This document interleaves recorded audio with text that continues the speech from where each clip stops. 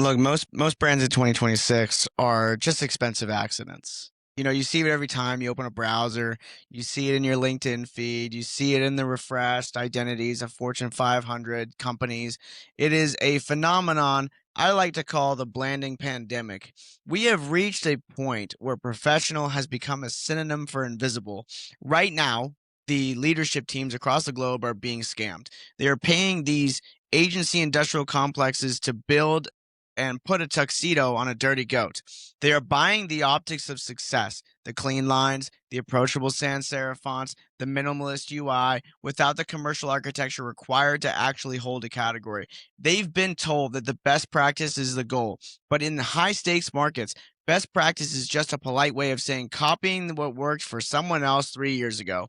They were receiving 60-page style guides from PDF factories that tell them which hex code to use, but leave their business in a commodity trap. They look like a high-end dental clinic, and they wonder why their customer acquisition cost is spiraling out of control. Proper practice dictates that a brand is not a creative choice, it is a strategic backbone. It is the logic of human decision making engineered into a visual and narrative moat. I've spent the last decade deconstructing these structures from the foundations of Branded by Story, my company, to the architectural pivots of global leaders. And what I've found is that pretty is a commodity, but logic is undeniable. I'm Justice, and this is Category Logic.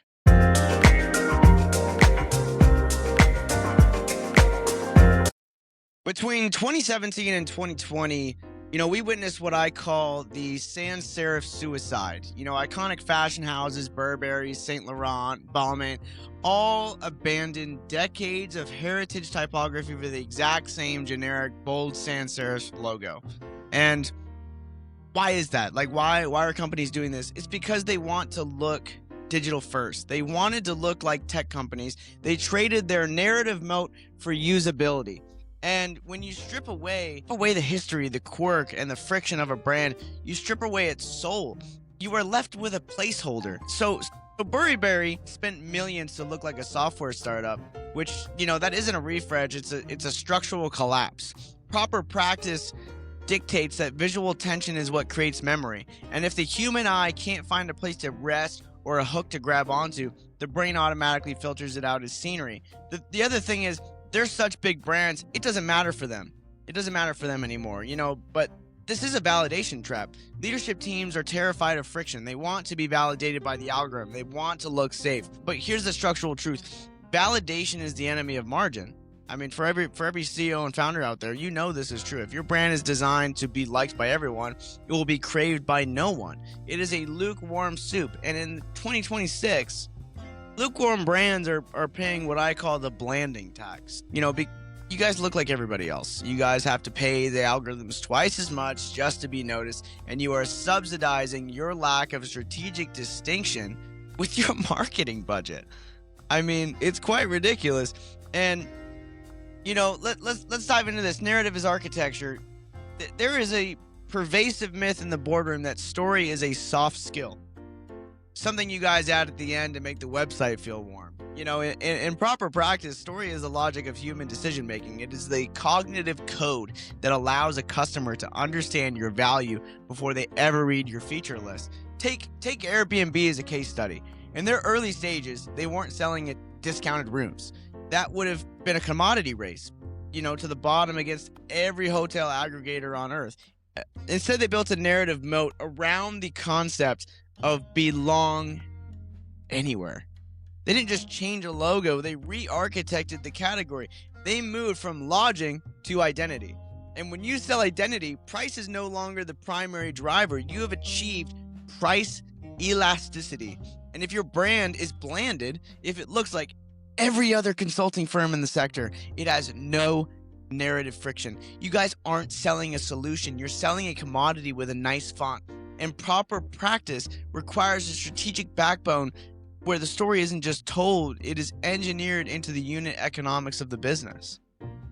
I've seen this repeatedly through the lens of Branded by Story. When the narrative is the foundation, the brand becomes a landmark. When the narrative is an afterthought, the brand is just more scenery. And you guys need to think of it like that. People need to think of it like that again, because You're sacrificing your time and your money and your marketing budget for stuff that's not working. Let's dive into the brain surgeon logic. Let's talk about status engineering. Think of a brain surgeon. Do they have a friendly brand? Do they use bubbly fonts and stock photos of people high-fiving? No. They signal extreme certainty. They are the final boss of their category.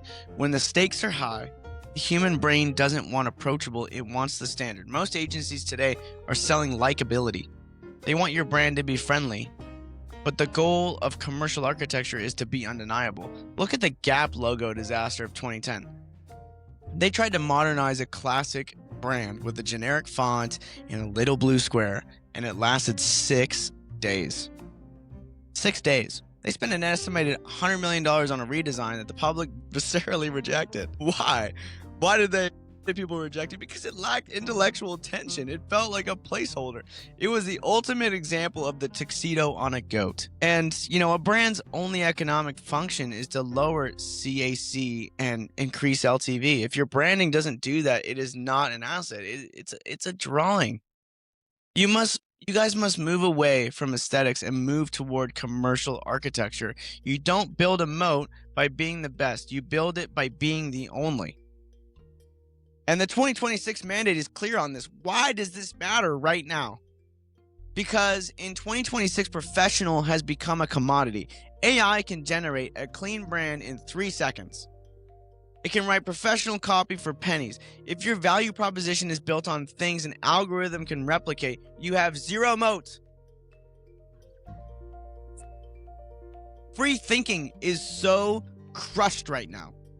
The only thing an algorithm cannot copy is human conviction. Proper practice in the modern era requires us to find the friction point, the one truth about your industry that everyone else is too professional to say.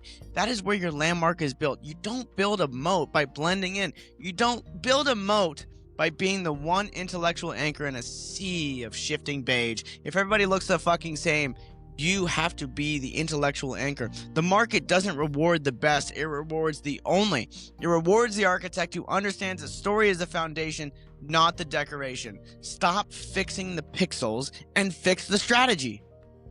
The world has enough ghosts. It's time to build the foundation, guys.